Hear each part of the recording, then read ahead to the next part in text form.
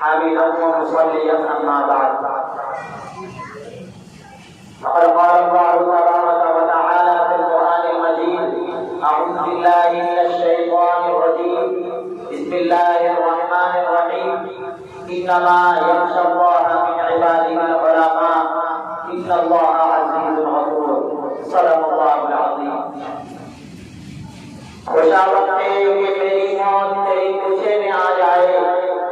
خوشا وقت ہے کہ میری موت تیری کوچے میں آ جائے. یہی تو زندگی کا آخری ارمان ہے ساقی. محترم حضرات، معزز اساتذہ کرام اور عزیز ساتھیوں،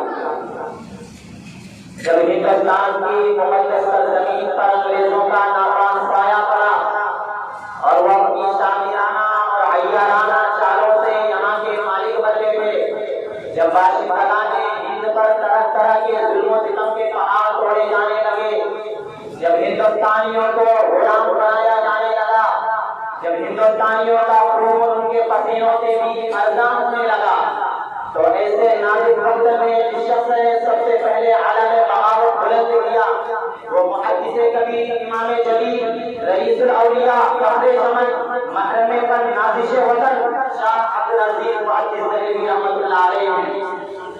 یہ وہی مرد مجاہد اور درویش خدا ہے جس نے وقت سے بہت پہلے مسلمانوں کے نصب العین کا اعلان فرما دیا تھا کہ جہاں تک پہنچنے کے لیے دوسروں کو ابھی برسا برس انتظار کرنا تھا. شاہ عبدالعزیز کا فتویٰ کیا تھا؟ بنیاد گھر کے ہندونا تھا جو دشمنوں کے در کے تمنا پر گر پڑی، انگریزوں کی نیند حرام ہو گئی، جگہ جگہ آزادی کے شعلے پھٹنے لگے، جگہ جگہ آزادی کے چمکے پرچم لہرانے لگے. انگریزوں کی نیند حرام ہو گئی، جگہ جگہ آزادی کے شعلے پھٹنے لگے، جگہ جگہ آزادی کے پرچم لہرانے لگے. مسند درس پر بیٹھ کر قرآن و حدیث کے درس دینے والے علماء کرام خانقاہوں میں بیٹھ کر اپنے پورے جگر سے سمے اسلام روشن کرنے والے مشائخ اعظام اپنے مدرسوں اور خانقاہوں کو چھوڑ کر میدان میں آ گئے اور انگریزوں کے خلاف محاذ بنا کر بے سر و سامانی کے عالم میں منزل مقصود کی جانب نکل پڑے. اور میں اکیلا ہی چلا تھا جانب منزل مگر راہ دلواتے گئے اور سارا فاصلہ بنتا گیا. حضرات، یہ کارواں طویل مسافت ہوتے کرتے ہوئے کس طرح منزل مقصود تک پہنچا، یہ ایک لمبی داستان ہے. اس داستان میں عمومیے بھی ہے اور محرومیاں بھی، عزم و عمل کا جوش و خروش بھی ہے اور شکست پرجگی اور بیچارگی کی افسردگی بھی، جنون شوق کی آشفتہ سری بھی ہے اور گردش دورہ کی تجربی بھی. اس طویل مسافت کو طے کرتے ہوئے ان کے پاؤں مسلسل نبوحان ہوتے رہے. ہزاروں اور لاکھوں کا وجود غبارے دار بن کر کھو گیا، مگر اس قدم جنون کے دیوانوں نے ہمت نہیں ہاری اور مصائب و آلام سے ٹکراتے ہوئے منزل مقصود کی جانب بڑھتے رہے اور منزل مقصود تک پہنچ کر ہی دم لیا.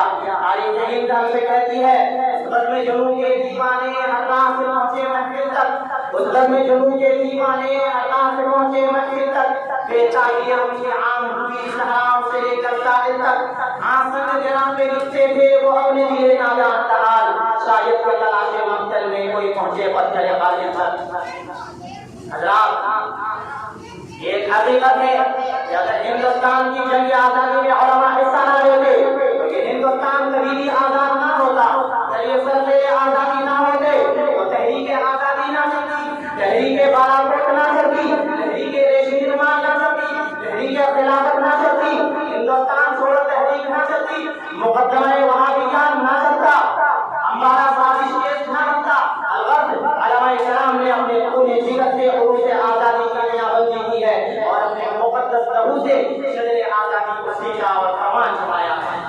چنانچہ سال 1857 کی ہوئی جنگ آزادی میں دو محاذ بنائے گئے.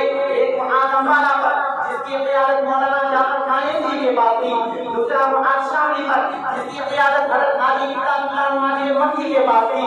اس جنگ میں بڑے بڑے علماء فلاحاء شہید اور زخمی ہوئے. اسی جنگ میں مولانا نانوتوی زخمی ہوئے. اسی جنگ میں حضرت گنگوہی زخمی ہوئے. اسی سال 1857 کی جنگ آزادی میں 2 لاکھ مسلمانوں کو شہید کر دیا گیا، جن میں 51,000 علماء کرام تھے. صرف دہلی میں 500 علماء کرام کو से दार कर दिया गया। जब इस जंग में अपनों की किल्लत जब इस जंग में अपनों की गद्दारी की वजह से फिरंगियों का खतरा हुआ, वायसराय बरतानिया ने अपने हिंदुस्तानी मुशीरों से राय तलब की, ये बताओ हिंदुस्तान में तुम्हारी हुकूमत कैसे कायम रह सकती है। तो हिंदुस्तान में रहने वाले सबसे बड़े सियासतदान डॉक्टर विलियम ने जो रिपोर्ट पेश की उसमें लिखा है कि हिंदुस्तान में सबसे ज्यादा बेदार मुसलमान है और जंग आजादी में मुसलमानों ने लड़ी है। इसलिए जब तक मुसलमानों के अंदर जज्बे जिहाद मौजूद है उस वक्त तक हम उन पर हुकूमत नहीं कर सकते। इसलिए पहले जज्बे जिहाद को खत्म करना जरूरी है और उससे भी जरूरी है कि और चीज खत्म करना यह है कि हिंदुस्तान से उलमा और कुरान को खत्म कर दिया जाए। चुनांचे 1861 ईस्वी में 3 लाख कुरान करीम मतलब अंग्रेजों ने जलाए और उसके बाद उलमा को खत्म करने का फैसला किया। अंग्रेज मौलवी मिस्टर एडवर्ड टॉमसन अपनी याददाश्त में लिखता है सन 1864 ईस्वी से लेकर सन 1867 ईस्वी तक उलमा को खत्म करने का फैसला किया और ये 3 साल हिंदुस्तान की तारीख के बड़े अलमनाक साल हैं।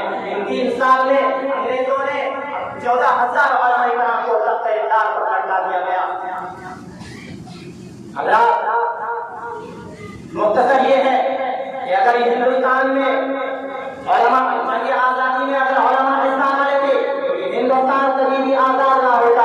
उन मुक़द्दस और पाकीज़ा हस्तियों ने ऐसी ऐसी बेमिसाल और लाजवाब कुर्बानियां पेश की है कि तारीख़ उम्मत ऐसी नज़ीर पेश करने से आजिज़ और कासिर है और अपने इंसानी हैरान मशद है। और आज हमें इस बात पर फख्र है कि हमारे उन असलाफ ने हिंदुस्तान के साथ वफादारी उसके लिए जानिसारी के जैसे मुहय्यिरुल हुकूम सबूत पेश किए हैं कि अंगुष्ठे बदलदा है सभी चांद सितारे। लिहाजा अगर उन मुक़द्दस हस्तियों के मुजस्समे हराम होने की वजह से नस्ल नहीं करा सकते हैं तो कम से कम उनके नाम पर इदारे और लाइब्रेरियां तो खोली जा सकती है ताकि उन मुक़द्दस हस्तियों के हैरत अंगेज़ वाक़यात को खामोश न कर सके।